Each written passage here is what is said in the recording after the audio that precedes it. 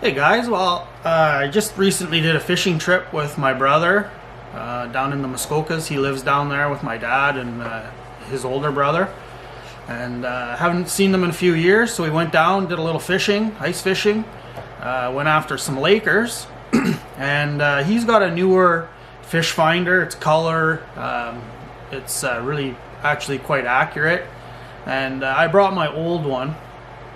It's probably 12 or 13 years old. It's a Humminbird 565, I think, the portable unit. It's okay. Nothing really negative to say about it, but it's old technology. So we got set up, and he started marking fish. So then I pulled out mine, and I started marking fish, but we couldn't catch them, and he was able to find where they were in the water column, but on my fish finder I couldn't tell where they were, and I couldn't tell where my lure was. If I just let it sit on bottom and then brought it up a couple inches, I could see a nice line where the sonar was picking it up. But if I started to jig it, then the display would go away, and I couldn't see anything till I stopped it again. And it wasn't also telling me, it was showing me fish, but it wasn't showing if they were up or down in the water column. They were always consistent, and we just weren't connecting. And it would chirp and make noise when there was a fish there, and I knew there was a fish there because I did end up catching two. You can check them out on my Instagram page at CraigOutdoors.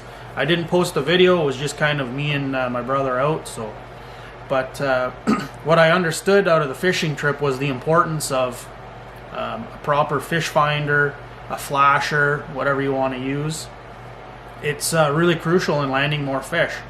And mine wasn't accurate enough to tell where they were in the water column. So it would always show, if I was in 45 feet of water, it would show they were around 35 feet.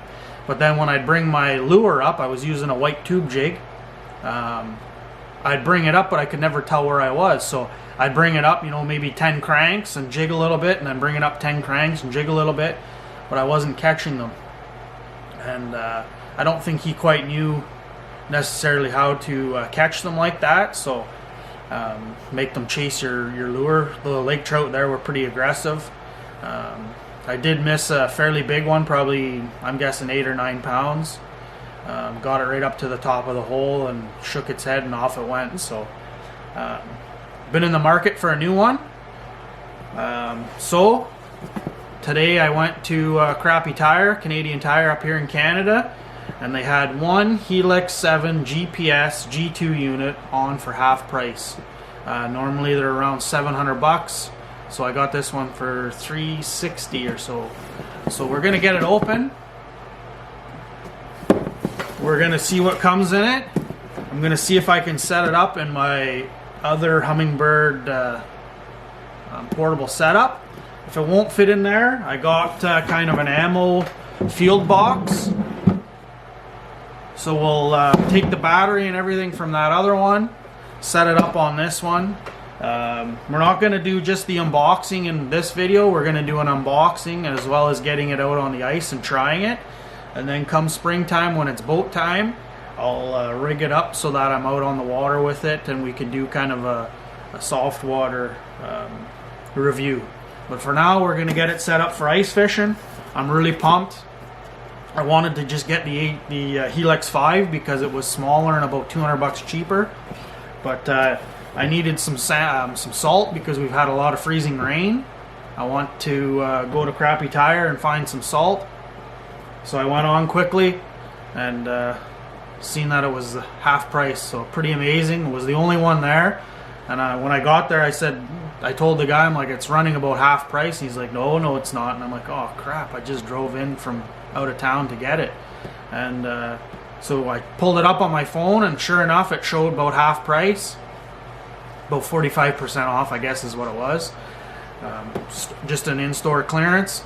So he's like, oh wow. So he ran around looking for it, and here we have it. So just gonna open it up, have a quick look, and I'll probably try and set it up.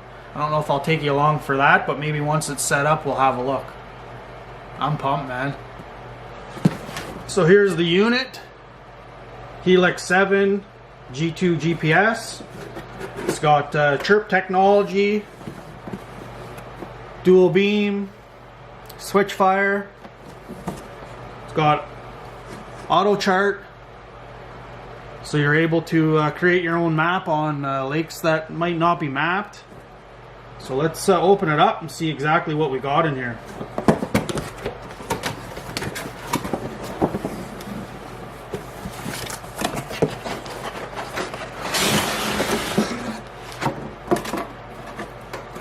Throw the box on the floor. So we got the gimbal and the mounting hardware. This looks like it's probably for the transducer to mount it. So we got a power cord, the transducer. Yeah, so that was the bracket, I think, for the transducer. It's not an ice model, but we're going to rig it up so we can use it on the ice.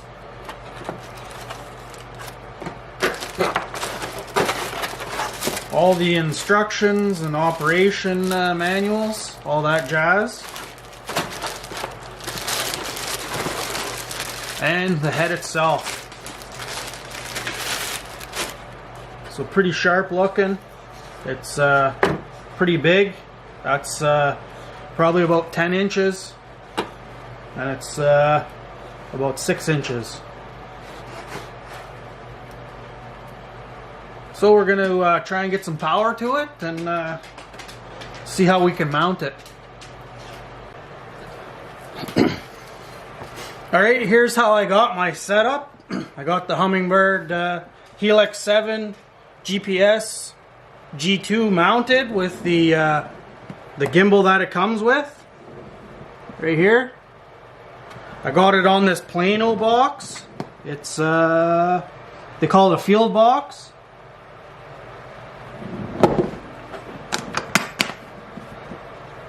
I drilled a couple holes in the lid for my transducer and my power, and then I bolted, I don't know if you can see that.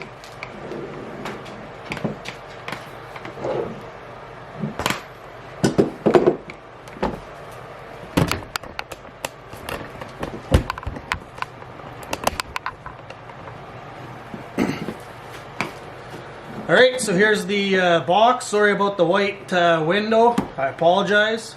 Not anywhere great to do it.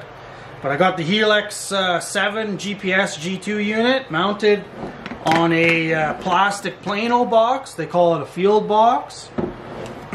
I used the gimbal that it came with. I drilled some holes into the lid and I put some screws through. I had some stainless, but any screws will do. So here's the bolts here. I drilled a hole on each side to run my power from the battery as well as a transducer. So inside I've got my power cable just tied up. I don't need it that long. I've got an older rechargeable battery that was actually in my old Humminbird charger from I think 10 or 11 years ago, 12 volt 7 amp. I'll probably look at getting a new one, probably lithium, but we'll see. We'll use this for time being. So I've just got some foam down in there. Maybe you can see it, hopefully. Just some pieces of some camo foam seat cushion, kind of to help hold things in. Got a pair of socks that I put on the unit itself. When I take it off, I just slip the socks over just to help protect the screen and anything from banging around. It's fairly snug in here, so it's not a big concern. My transducer, I rigged it so that when it hangs down, it hangs nice and flat, just with a tie wrap. Probably look at buying the ice transducer one of these days, but you know, they're 100 and something bucks, so I'll hold off for now. And then I just cut a little slot here with a drill bit and a knife actually, and that I can run the cable out keep everything closed up. And all the cables and everything are inside, so it stays fairly sealed. You can move the transducer in and out depending on the depth of thickness of the ice. But yeah, it's pretty simple. I think all together with the box and the Humminbird, I was like $450. Normally the Humminbird is $680 or $690. So like I said, I got it for half price. Pretty stoked about that. But we've had snow days the last couple days, so I'm really hoping to get outside and get some fishing in. So when we come back, we'll be out on the ice and we'll play with this, and I'll show you some of the features. But can't wait.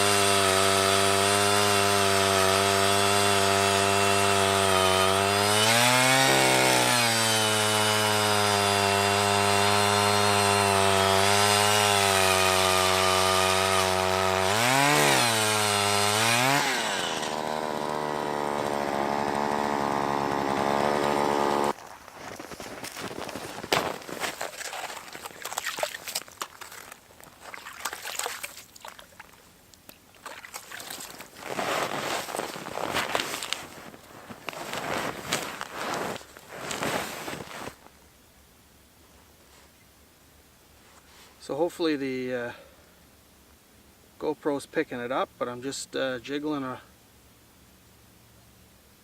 ultralight lipless. I think it's a rip and wrap. We've got some waxies on it. So you can see that as I move it up and down, it shows it in real time. I'm pretty sure I've seen a fish before, but not now. So we're going to work it. When I plugged it in and turned it on, my battery was at 83. So like I said, I've got a pretty crappy battery in there, so I'm just kind of curious as to see how it does.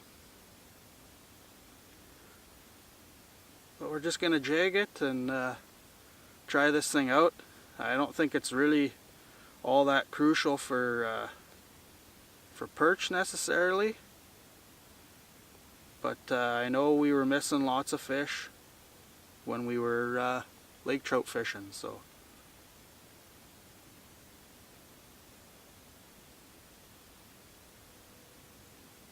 you can see that we're fishing in 21.3 feet. My gain's at 3. If you want to know more about settings for the Helix 7, check out Seabass Outdoors. He fishes a lot in the Simcoe area, and he's got a pretty good video on how to set this up for ice fishing. So I would definitely check his out. But we're going to play with it. I got another hole with minnow about 10 feet away, so I'm hoping that I can kind of use an aggressive bait or semi-aggressive bait to get them to at least show up, and then maybe if they don't like this little rip and wrap, they'll hit that dead, well, it's a live minnow on the dead stick. So beautiful day. It was about -17 when I left the house. I brought my house, the Eskimo blind pop-up hut, as well as my heater, but there's almost no wind out here, so I think I'm just going to hang tough, and if I have to, I'll just move my skidoo a little closer to block some of the wind. But I'm going to put my fingers in here so maybe you can see a little bit of what I'm trying to show you. So these bottom colors are the bottom, and I think red is hard bottom, so I'm gonna guess that it's mostly sand here. That's why it's kind of a green and blue. And you can see there's a bottom line as I raise it up. So this line right here is actually my lure, and I've got a piece of mono going up, and then I've got a swivel on there to give it a little extra swivel action so nothing tangles and spins on me. I like to run a heavy braided line and then go to a lighter mono line if I need to. And over here you can see you've got the standard flasher. I haven't really played with the views at all. There's just your full-time flasher, and then that would be your 2D sonar.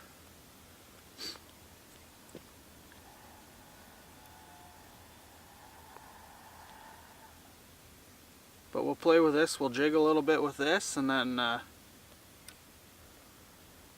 we can switch up some lures, maybe something a little less aggressive.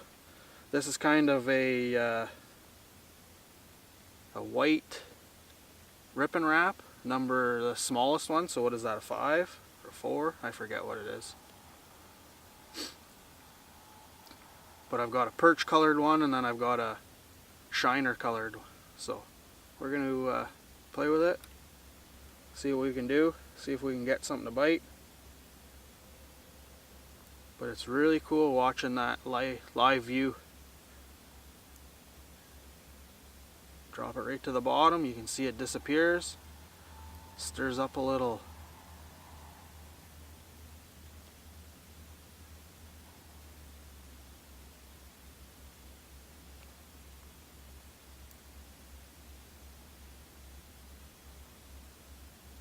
Drop her down.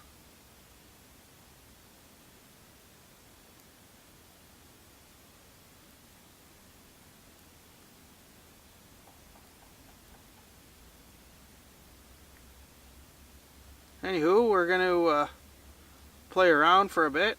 I really want to see how long this crappy battery lasts. It's we'll say we turned it on at 9 o'clock. I've got the screen turned down about half,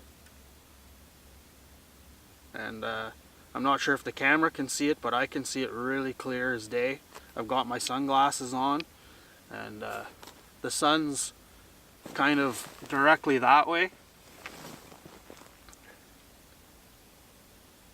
So, anywho, we're going to play with this, and if you really want to know how to set it up, check out Seabass Outdoors. He's got a great channel and a great description and video on how to set this thing up.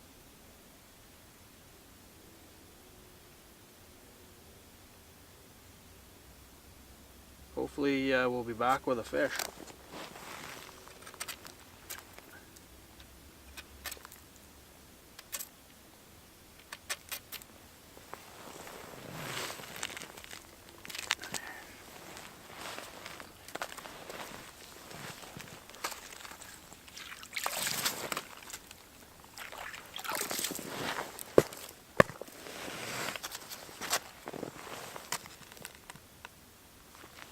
Oh, you can see a fish coming up. Yep. Yep, I think he missed it. He's still there though. Oh, I missed it.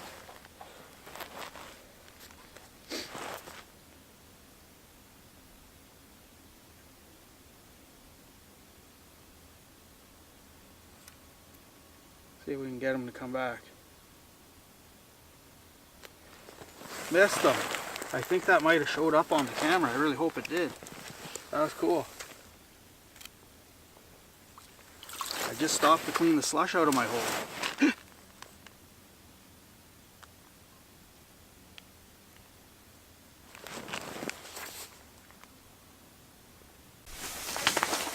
Well, that happened pretty quick. We didn't want this little feller.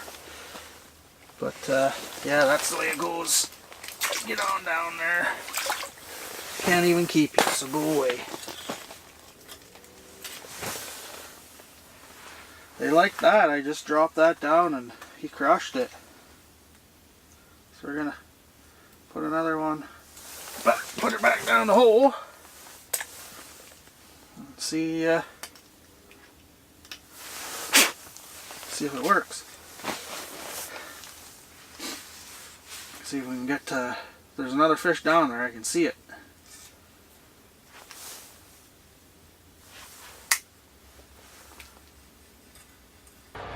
Hey guys, we just got back in from fishing and caught one little perch, or one decent perch I guess, about 10-11 inches, nothing special. One little walleye that obviously had to go back, but I was only out for maybe 5 hours all in all. Actually about 6 hours.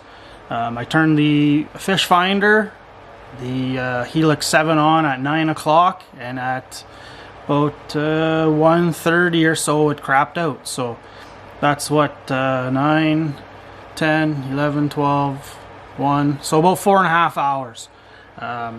You know, not really, oops, sorry about that, that's even worse. Not great all in all, but I didn't really expect anything special with that battery. That battery's like 10 years old, so not really that bad. Definitely gonna look at buying a lithium battery, but yeah, I was really impressed. The delay between when you twitch your lure and when you see it on the screen is not even measurable by a person. You would have to definitely rig up some sort of computer robot system to measure it, because it's pretty much instant. I had a little ripping wrap, just a small one, maybe 1.25 inches, 1.5 inches at the most, and I had a minnow head below. And if I played with my settings, I could actually see my lure and the minnow head. You'd see two little blue lines, so that was pretty impressive. I played on the main, basically the full screen is the 2D sonar, and then I changed it around a little bit because I was getting lots of action on the bottom, but nothing really wanted to pounce on the lure. I tried minnow heads and minnows and different spoons and just lots of different things, and didn't really have any luck. But I know there was fish at the bottom, so I was using the split screen where I could see the full sonar, the water depth, water column, and then I could zoom in on whatever I wanted, and I was zooming in on the bottom, I don't know, 4 feet I think it was, or 6 feet.